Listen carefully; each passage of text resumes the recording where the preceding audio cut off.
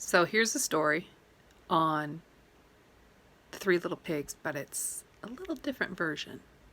My favorite, actually. The true story of the Three Little Pigs.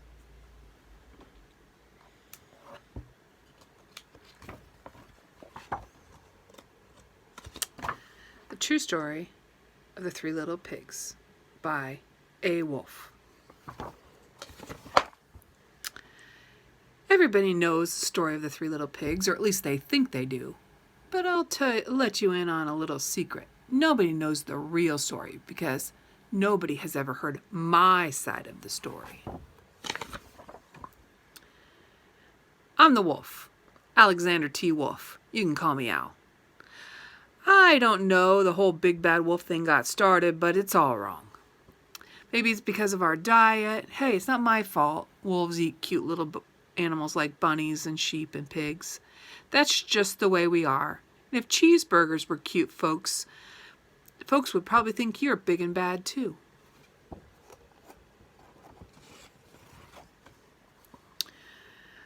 But like I was saying, the whole big bad wolf thing is all wrong. The real story is about a sneeze and a cup of sugar. This is the real story.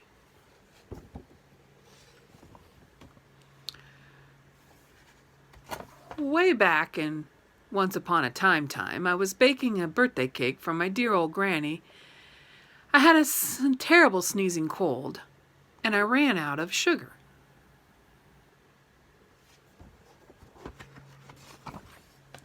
So I walked down the street to ask my neighbor for a cup of sugar. Now this neighbor was a pig, and he wasn't too bright either. He built his whole house out of straw. Can you believe it? I mean, who in their right minds builds their house out of straw?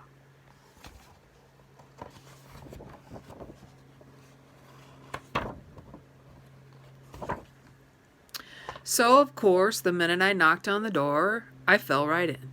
I didn't want to just walk into someone else's house, so I called, little pig, are you in? No answer. I was just about to go home without a cup of sugar for my dear old granny's birthday cake. That's when my nose started to itch. I felt a sneeze coming on.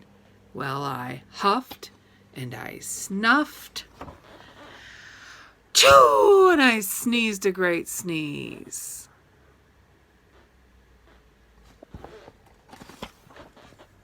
And you know what? The whole darn straw house fell down. And right in the middle of the straw pile was the first little pig, dead as a doornail.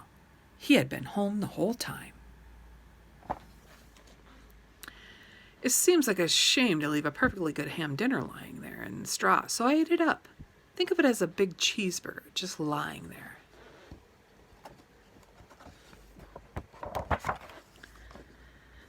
I'm feeling a little better, but I still didn't have any cup of sugar, so I went to the next neighbor's house, and the neighbor was the first little pig's brother.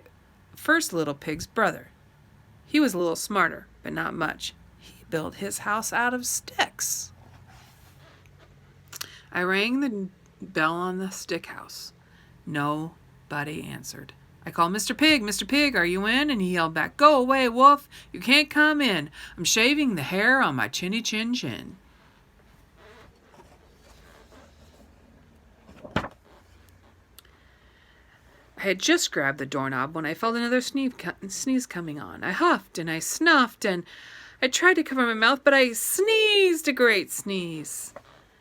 And you're not going to believe it, but this guy's house fell down just like his brother's.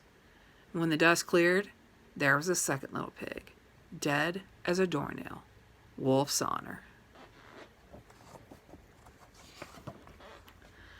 Now, you know, food will spoil if you just leave it out in the open, so I did the only thing there was to do. I had dinner again. Think of it as a second helping. I was getting awfully full, but my cold was feeling better, and I still didn't have that cup of sugar for my dear old granny's birthday cake, so I went to the next house, and this guy was the first and second little pig's brother. He must have been the brains of the family. He had built his house out of bricks. I knocked on the door. No answer. I called, Mr. Pig, are you in? And do you know what that rude little porker answered? "Get out of here, wolf. Don't bother me again."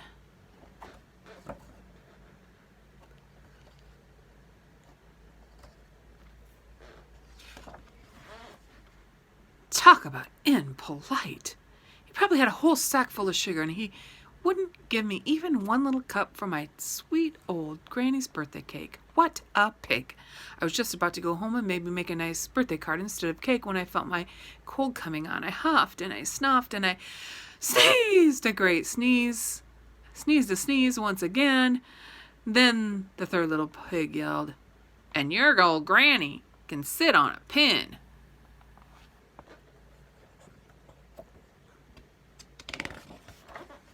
Now, I'm usually a pretty calm fellow, but when someone talks about my granny like that, I go a little crazy.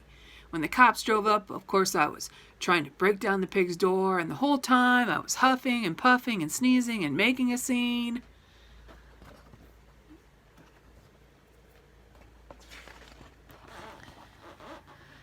And the rest, as they say, is history. The news reporter found out about 2 pigs they had for dinner. They figured a sick guy going to borrow a cup of sugar didn't sound very exciting, so they jazzed up the story with all that huff and puff and blow your house down and made me the big bad wolf. That's it. The real story. I was framed. But maybe you could loan me a cup of sugar.